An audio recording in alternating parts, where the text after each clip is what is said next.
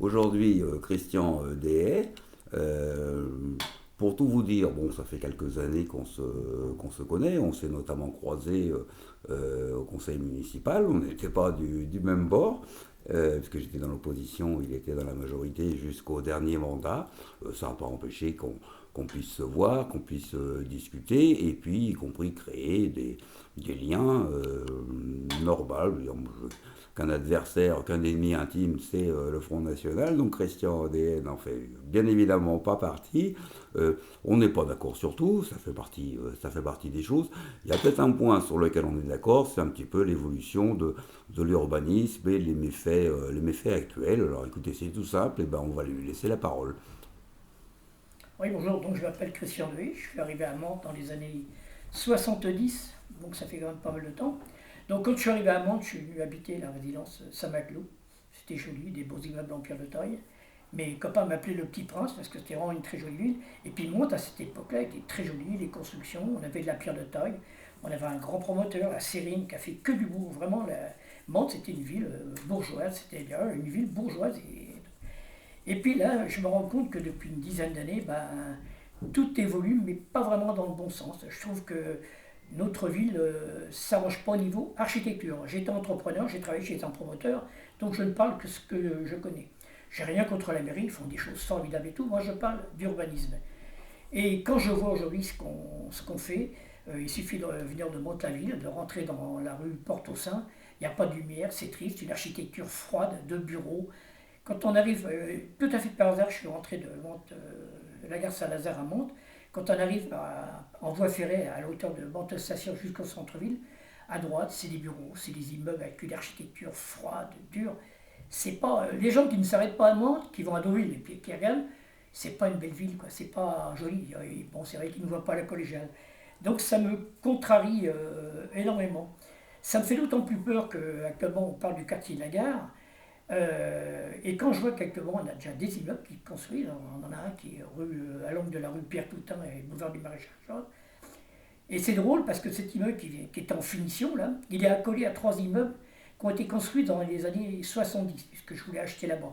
Ces trois immeubles, et l'architecture, donc les trois bâtiments et l'architecture à peu près semblables, et le plus moche c'est celui qui est fait aujourd'hui. Donc je ne crois pas. Donc ça me fait un petit peu peur. Plus loin, un peu plus haut, à l'angle de la rue de Thionville et du boulevard du Maréchal Juin, il y avait une belle maison de caractère, là, qui était en briques et tout, qui a été rasée, on ne peut pas dire autrement, rasée, même les arbres qui étaient dedans, pour construire une résidence senior. Donc j'ai peur. Qu'est-ce qui va arriver? Alors je me dis, quartier de la gare, si on part comme ça, on va se retrouver dans une architecture anarchique et tout.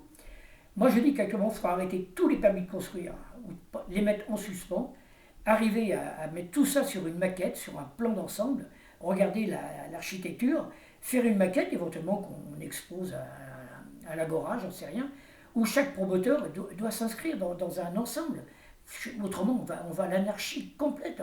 On va faire un quartier qui va être moche. Parce qu'il faut savoir, moi, travailler chez un promoteur, il y a quatre critères quand on est promoteur. Bon, déjà, il y a l'emplacement, on n'en parle pas. Donc le premier, c'est le foncier. Le foncier, c'est quoi? C'est l'achat du terrain. Ça, c'est le premier critère.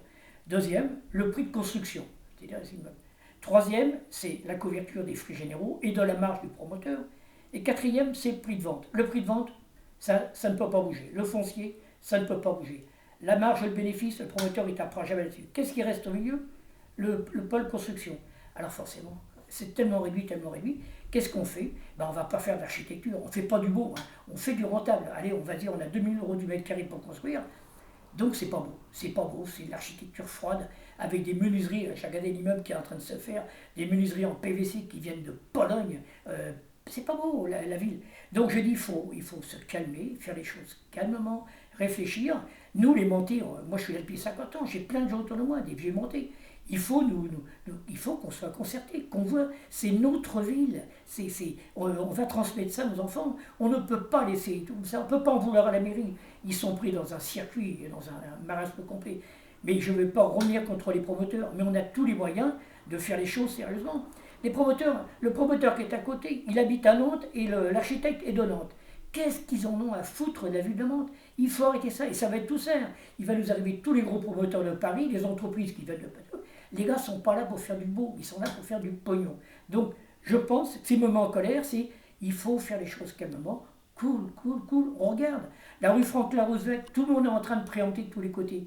Moi, je suis désolé, quand je prends la rue Franklin Roosevelt qui va du Régent à la gare, que ce soit à gauche, à droite, il y a des belles maisons, il y a des maisons de caractère, des maisons bourgeoises, il y a des immeubles, ils demandent juste un peu de réhabilitation. Mais il y a un esprit, il y a quelque chose de beau. Mais si on fout tout ça là pour faire du béton, c'est pas bon. Donc voilà, ce que je voulais dire, c'est ça, c'est que moi j'adore ma ville, si autrement je ne me mettrais pas en colère comme ça. Donc, mais c'est notre ville, il faut qu'on se pose, qu'on réfléchisse et on arrête de bétonner. On arrête de bétonner, on prend du recul cool, il y a le temps, on n'a pas de problème de ce côté-là. Voilà ce que j'avais à dire. Donc je voulais surtout dire que j'étais pas là avec une idée politique quoi que ça. J'ai surtout de l'amitié pour Monsieur Jamet.